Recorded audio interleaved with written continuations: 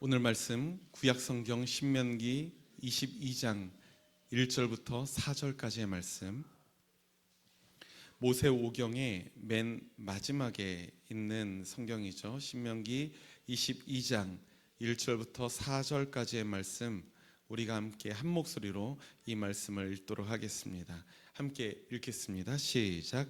당신들은 길 잃은 이웃의 소나 양을 보거든 못 본 채 하지 말고 반드시 끌어다가 그 이웃에게 돌려주어야 합니다. 또 당신들은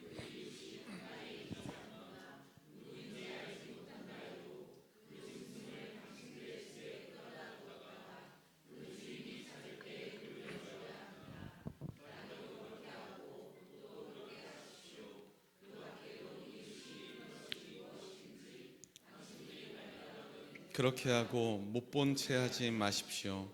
이웃의 낙이나 소가 길에 쓰러져 있는 것을 보거든 못 본 채 하지 마십시오. 당신들은 반드시 그 이웃을 도와 그것을 일으켜 주어야 합니다. 아멘. 아멘.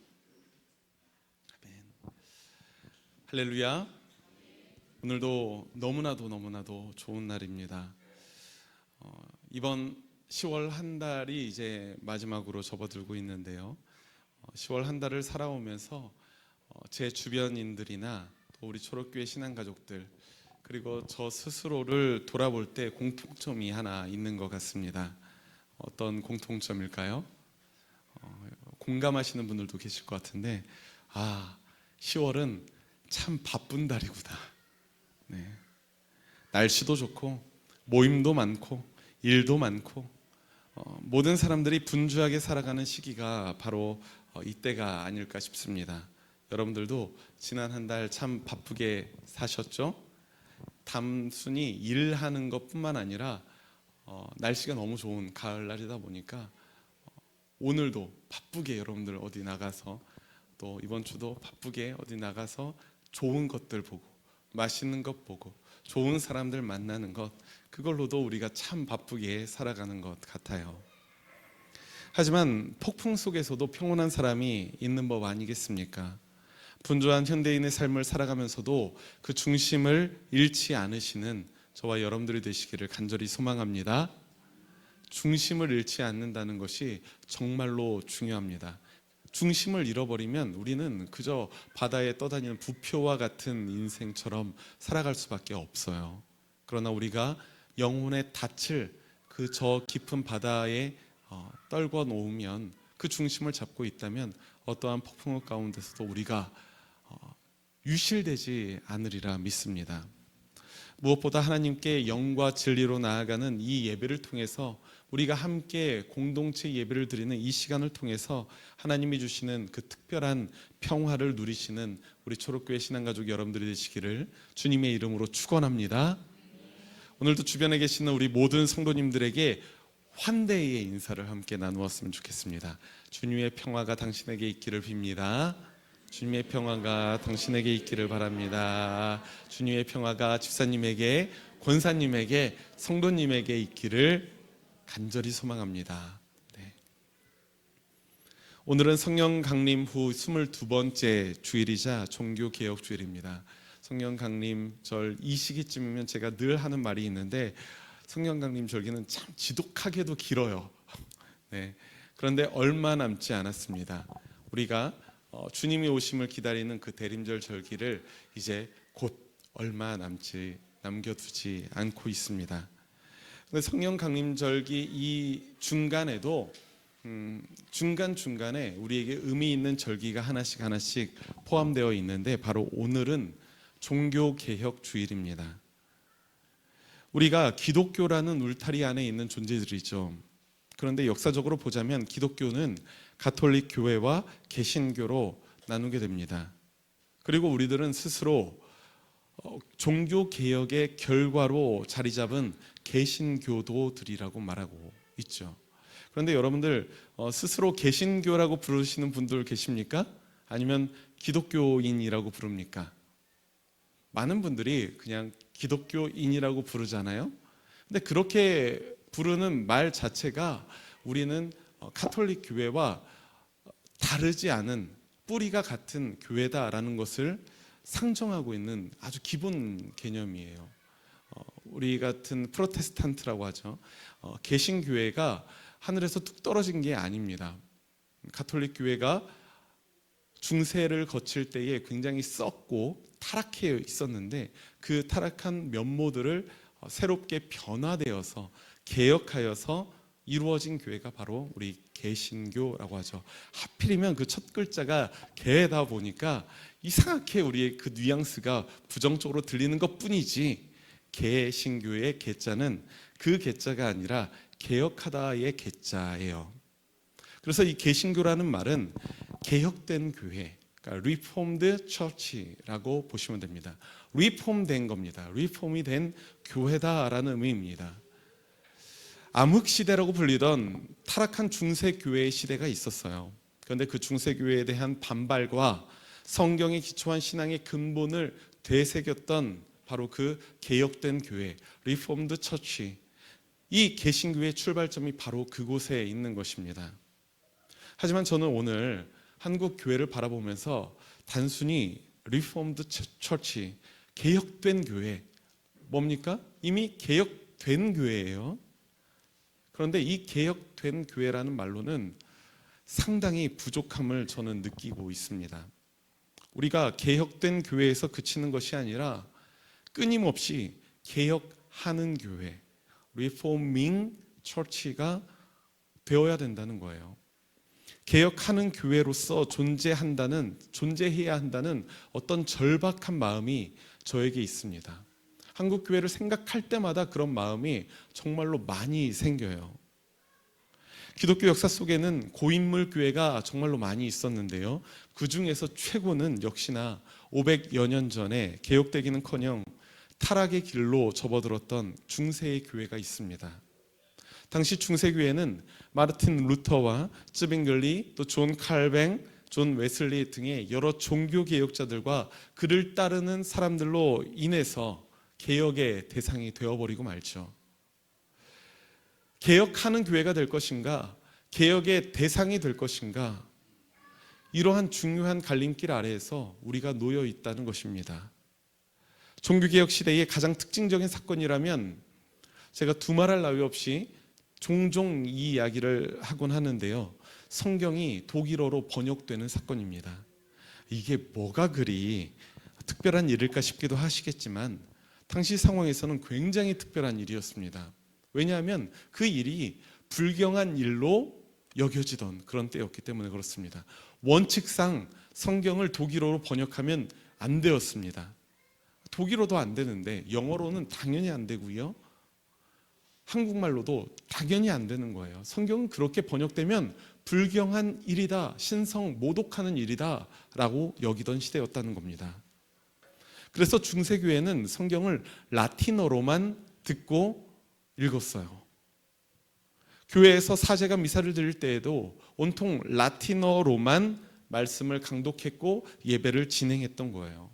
그렇다면 문제가 무엇일까요? 예전에도 제가 말씀드렸다시피 그렇게 되면 라틴어를 알지 못하는 일반 성도들의 경우에는 어떻게 됩니까? 개별로 성경을 누릴 수 있는 방법이 하나도 없어지게 되는 것입니다. 성경만 라틴어로 되어 있는 게 아니라니까요. 사제가 하나님의 말씀을 강독할 때에도 라틴어로 합니다. 자, 그러면 어떻게 됩니까? 이 문제가 심각해지는 거예요. 단순히 하나님의 말씀은 사람들이 어떻게 받아들이냐면 사제가 그 이외의 시간에 사제의 뜻대로 이야기해주는 성경의 이야기가 바로 성경 이야기의 전부였다는 겁니다. 그들이 받아들일 수 있는 그런 상황에서 일반 사람들도 읽고 묵상할 수 있는 자국의 언어로, 독일어로, 영어로, 한국어로 성경이 번역되는 것은 이거 굉장한 큰 의미가 있겠죠. 이제는 비로소 사제를 거치지 않아도, 목사를 거치지 않아도 성도들 개개인이 하나님의 말씀인 성경을 자유롭고 다양하게 누릴 수 있게 된다는 사실입니다. 제가 지금까지의 이 이야기를 하면 많은 사람들이 이렇게 생각할 수도 있어요. 가톨릭이 뭐 그렇지, 가톨릭이 뭐 늘 문제 있는 교회 아니겠어? 라고 생각하는 분들도 있더라고요. 우리 초록교회에는 없지만 다른 누런교회 같은 교회의 경우에는 그런 분들이 분명히 있었습니다.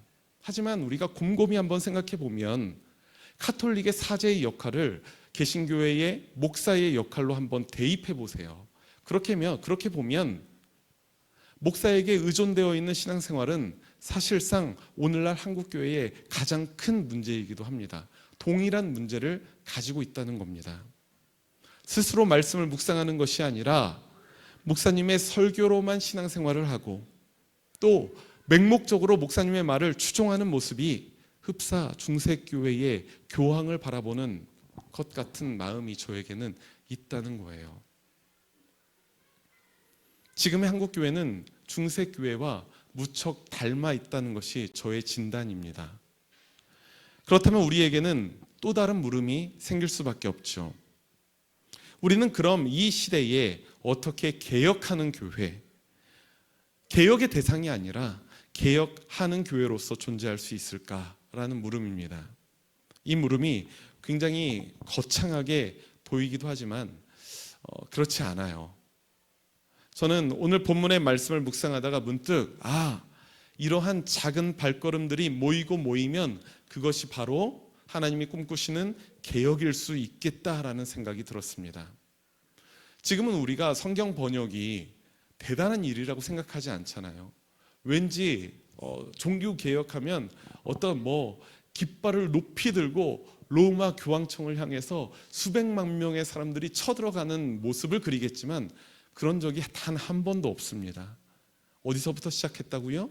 하나님의 말씀을 내 언어로 번역하는 것에서부터 시작했다고요. 아주 작은 발걸음이 종교개혁의 불씨가 되었다는 것입니다. 그렇다면 오늘 본문 말씀에서도 그러한 키포인트를 우리가 발견할 수 있지 않겠습니까? 오늘 우리 함께 본문 22장 1절 말씀, 본문의 1절 말씀을 함께 다시 한번 읽겠습니다. 시작. 당신들은 길 잃은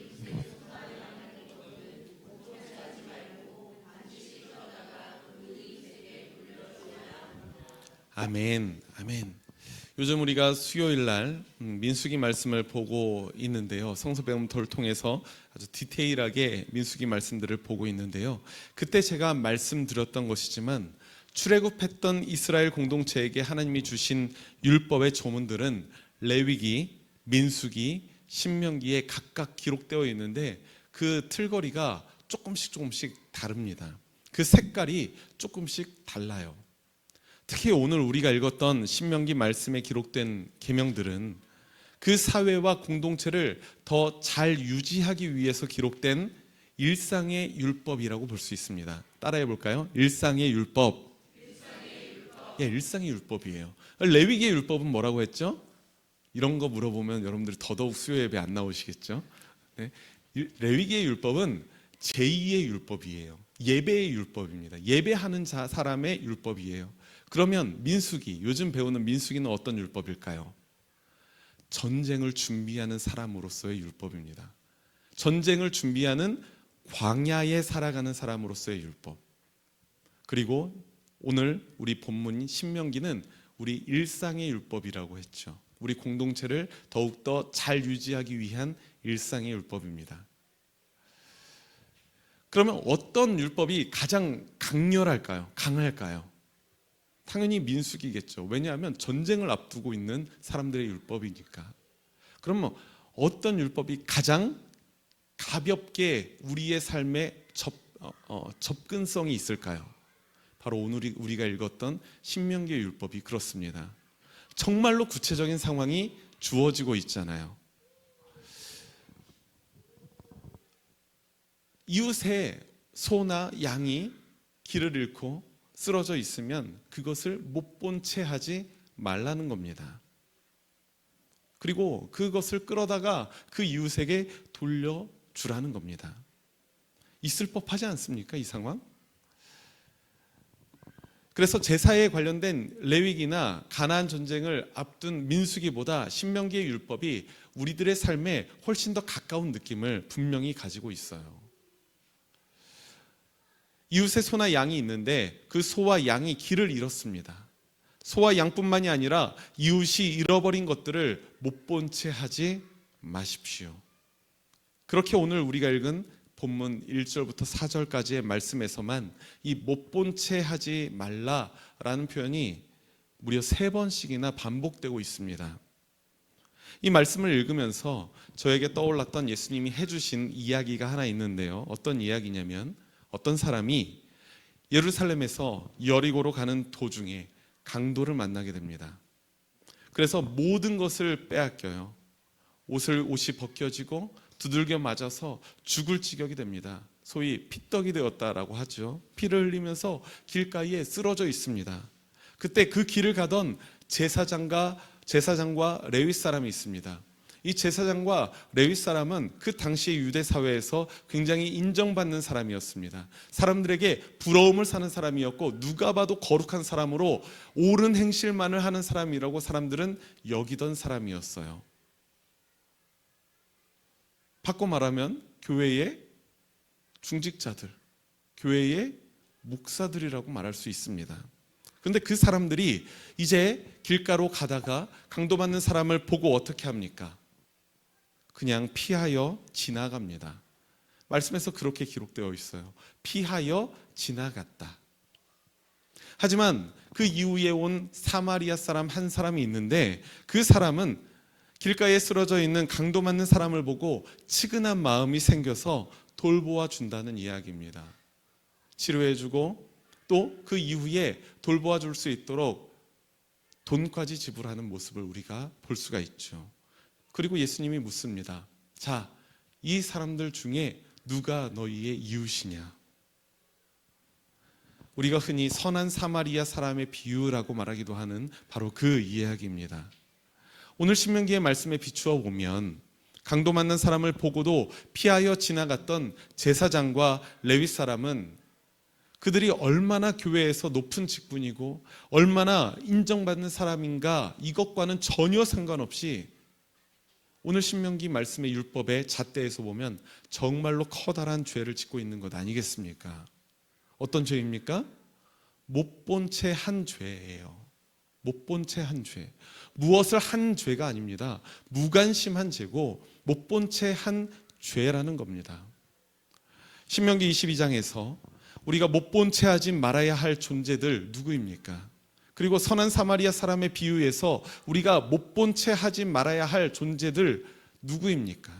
공통적인 사람들이에요. 그들은 길을 잃거나 쓰러져 있거나 고통을 당하거나 아파하는 그런 존재들입니다.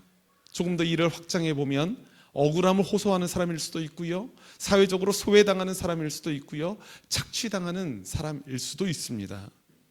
성경은 분명히 우리에게 말하는 겁니다. 그들을 못 본 채 하지 말라고 말이에요. 타인의 고통과 아픔을 못 본 채 하지 않는 것은 그들을 향한 최소한의 관심이자 공감입니다. 그리고 이러한 관심과 공감이 더욱 깊어질 때 어떻게 되나요? 우리는 비로소 그들을 사랑할 수 있다는 사실을 여러분들 기억하시기 바랍니다. 예수님이 말씀하셨던 사랑이라는 것은 바로 그러한 사랑이에요. 저는 이렇게 타인의 고통과 아픔에 못 본 채 하지 않는 것에서부터 한국교회가 개혁되었으면 하는 마음이 굳게 자리 잡고 있습니다. 그 말인즉슨 지금껏 그러질 못했다고 하는 자가 진단을 포함하고 있는 거예요. 못 본 채 하지 않는 것에서부터 개혁되었으면 좋겠다라는 것은 지금껏 못 본 채 했었다는 거죠. 공교롭게도 바로 오늘이 이태원 참사가 일어난 지 딱 1년이 되는 날이라고 하더라고요. 이태원의 한 좁은 골목에서 무려 159명이 숨을 거두었습니다. 그 중에는 독실한 크리스찬도 있었고요, 독실한 크리스찬 가족의 자녀들도 있었습니다. 그런데 참사 이후에 한국 교회의 그리스도인들은 어떻게 했었나요? 물론 안타까워하는 사람들 엄청 많았죠. 우리 교회 성도님들은 다 안타까워하셨죠. 그런데 한간에는 귀신 축제에 갔다가 죽은 사람들이라는 꼬리표를 붙여놓고 그 사람들을 비난하거나 조롱했던 사람들도 참 많았습니다. 기억을 9년 전으로 한번 돌려보십시오. 세월호 참사가 일어났던 때가 부활절을 며칠 앞둔 고난주간 수요일이었습니다. 근데 그때는 더 심했어요. 끔찍한 참사로 희생된 수많은 사람들의 죽음을 이런 이유, 저런 이유를 가지고 판단하려고 했던 모습이 정말로 많았습니다. 그리고 정말 한국 교회의 사람들이 안타까워했던 것이, 한국 교회 사람들이라고 말하지 않겠습니다. 한국 교회의 유수와 같은 대형 교회 목사님들이 정말로 안타까워했던 것이 그들의 죽음과 희생이 안타까웠던 것일까? 아니면 그들이 예수 믿지 않고 죽었던 것이 안타까웠던 것일까? 한번 돌이켜보면 저는 긍정적인 답변을 절대 내릴 수가 없는 현실이에요.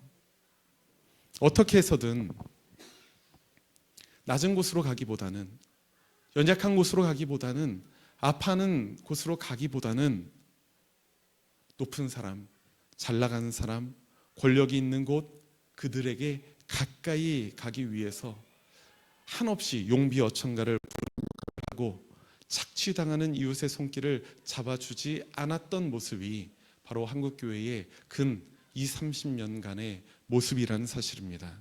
그것을 세상의 사람들이 모를까요? 아니에요. 너무나도 잘 알고 있습니다. 그래서 우리 기독교인들을 뭐라고 합니까? 개신교의 개자를 가지고 다른 의미로 붙여서 우리를 부르잖아요. 그런 모습은 그들이 가지고 있는 기독교인에 대한 기대가 있는데 그 기대에 하나도 부합되지 않다라는 그들의 평가인 것입니다. 물론 그들의 평가가 마냥 옳은 것은 아닙니다. 또 그들에게 그 똑같은 잣대를 들여다보면 과연 그들의 삶은 온전할까? 그렇지도 않다고 생각합니다. 하지만 우리는 우리 스스로 하나님의 백성으로서 그들보다 조금 더 엄격한 잣대 안에 우리가 있어야 되지 않을까라는 생각도 저에게도 있어요. 길을 잃고 쓰러져 있거나 강도를 만나서 억울하고 아파하는 이웃을 만나는 곳은 낮은 곳일 겁니다.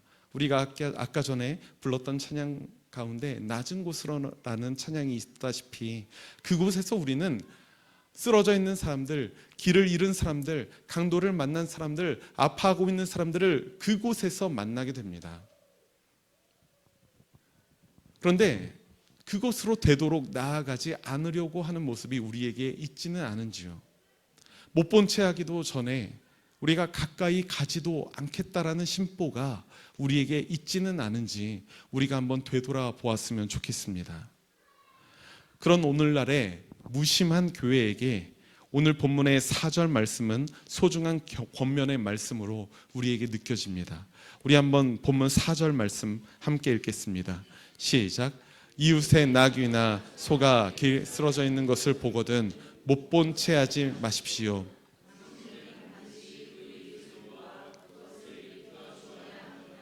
아멘. 못 본 채 하지 마십시오. 당신들은 반드시 그 이웃을 도와 그것을 일으켜 주어야 합니다.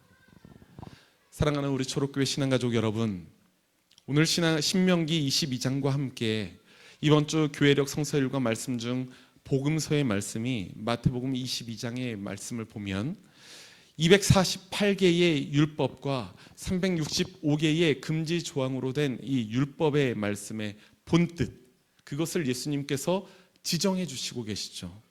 하나님을 사랑하고 이웃을 내 몸같이 사랑하라라는 것입니다. 이 사랑이라는 단어가 주는 어떤 감상적인 느낌이 있어서 그런지 사람들은 이 사랑을 감정적인 차원에서만 보려고 하는 습성이 있어요. 어떤 그 초롱초롱한 눈빛, 제가 위병은 사모님을 바라보는 그 눈빛, 그럴 때 사랑이구나. 너무 비웃으시는데요. 예를 바꿔서 지금 최유병 성도님이 이성 성도님을 바라보는 바로 그 눈빛이 있을 때 사랑이구나. 그렇죠. 그게 사랑이죠. 사랑입니다. 사랑인데요. 문제는 뭡니까? 성경에서 어떠한 율법의 조항으로서 말하는 사랑이 바로 그 사랑을 말하는 것일까요? 저는 그렇지 않다고 생각합니다. 하나님을 사랑하라 라는 이 율법은 감정적인 측면이 아닙니다. 구약 성경에서 말하는 하나님을 사랑하라는 말의 의미는 무엇인가요? 그분의 뜻에 순종하고 그분의 약속의 말씀을 신실하게 지킨다라는 그런 의미인 줄 믿습니다. 그냥 하나님 내가 사랑해요, 예배드리면서 내 마음이 북돋아져요, 사랑입니까? 사랑인데 율법에서 말하는 그 사랑이 아니라고요. 하나님의 말씀을 순종하지 않고 그 말씀에 신실하지 않게 반응하는데 어떻게 우리가 하나님을 사랑한다라고 말할 수 있겠습니까? 같은 말로 이웃을 사랑하는 율법도 마찬가지입니다. 이웃을 감정적으로 사랑하느냐는 문제는 차후의 문제입니다. 성경이 말하는 이웃을 사랑하는 방법은 그를 하나님의 형상으로 여기는 것부터 시작해요. 정말로 존귀한 존재이니까 그에게 하나님의 자비와 긍휼을 가지고 그런 마음으로 그를 대하고 그를 위한 구체적인 선한 일을 실천하는 것, 그것이 바로 사랑 아니겠습니까? 오늘날의 종교개혁이 결국 새로운 무언가를 만들어내는 것이 아니라 복음의 본질을 회복하는 방향으로 이루어져야 한다면 무엇보다 하나님을 더욱 사랑하고 이웃을 더욱 사랑하는 그런 구체적인 아주 작은 실천을 통해서 열매 맺을 수 있음을 저는 확신하고 있습니다. 타인의 아픔을 못 본 채 하지 않는 것, 그것은 구체적인 실천 중에서도 가장 작은 실천일 거예요. 관심을 갖는 것뿐이잖아요. 하지만 작다고 의미 없는 것은 아닙니다. 이런 작은 실천들이, 작은 관심들이 모여서 하나님의 사랑과 공의가 우리의 삶의 자리에서도 이루어지기를 간절히 소망합니다. 그것이 바로 기적 아니겠습니까? 하나님이 그러한 기적을 우리들의 삶에 베풀어 주실 줄 믿습니다. 그래서 여러분들의 삶의 모든 순간순간마다 우리가 사랑해야 할 이웃들을 돌아보면서 그들을 판단하기보다는 사랑할 줄 아는 그런 저와 여러분들, 바로 우리 거룩한 하나님의 백성들이 되시기를 주님의 이름으로 축원합니다. 우리 함께 말씀을 기억하면서 주보에 있는 공동체의 기도 한 목소리로 기도하겠습니다. 우리를 하나님의 백성으로 세워주시고 하나님을 사랑하며 이웃을 사랑하라는 말씀에 순종하기를 원하시는 하나님, 감사합니다.